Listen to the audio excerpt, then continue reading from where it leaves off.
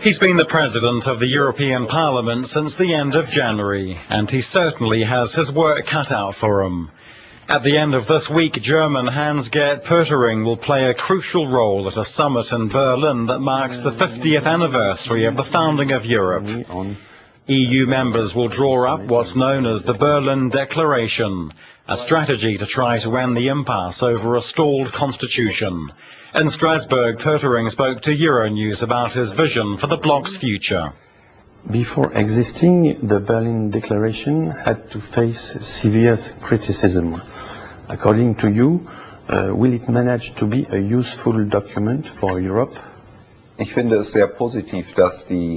it's very positive that the three European institutions are planning to adopt this declaration, if we all agree. But I do believe this will happen. At a dinner during the European Summit in Brussels, the heads of state and governments and the President of the European Commission and I discussed the declaration. The result, and I'm certain about this, is that we will achieve a consolidated text, which is able to serve as psychological and political preparation for the summit of heads of state and government on the 21st and 22nd of June. This is where we will hopefully get a roadmap and a mandate, so we know how to continue with the Constitution.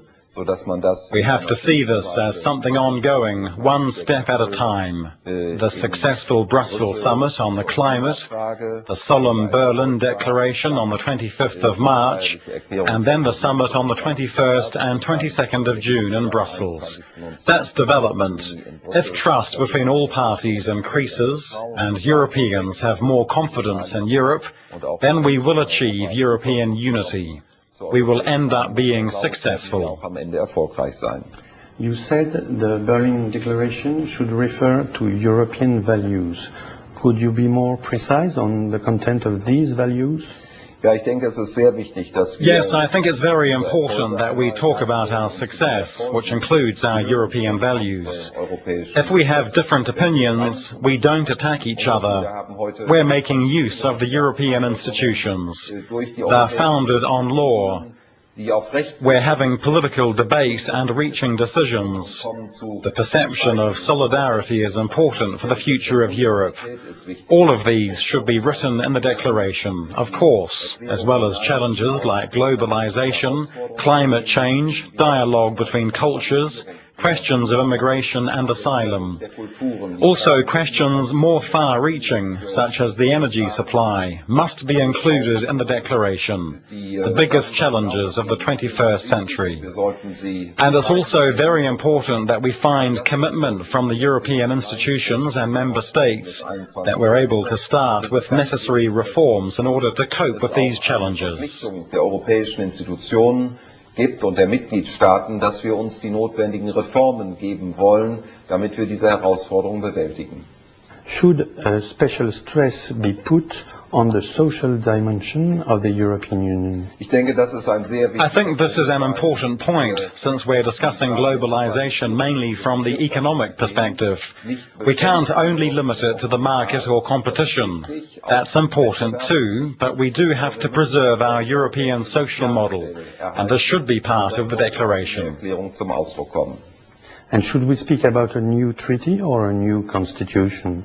At the end of the day, it's more important to preserve the substance of the treaty and bring it to reality than to stick strictly to the words.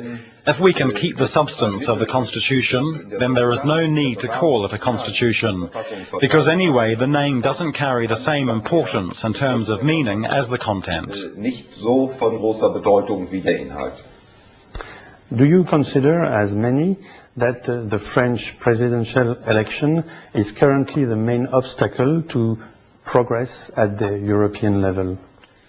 I think this is an important point, since we're discussing globalization mainly from the economic perspective. We can't only limit it to the market or competition. at the European level? It's not only the French question, and unfortunately the French no in a referendum. Other countries are also hesitating. I don't want to mention the countries in particular, because I want results. And you can't get results if you're blaming or accusing other governments or countries, instead of coming closer together. We have to come closer together. Europe is about agreement, compromise. If we're not able to agree, then we don't get results. And if a country blocks the agreement we achieve with a veto, then the country isolates itself and doesn't have the right anymore to ask for solidarity from the others.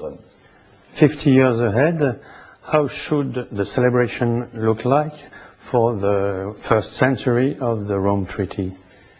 I do hope that at that time we will have a European Union capable of acting, a European Union that is strong, democratic, and that we can defend our values and interests in the world.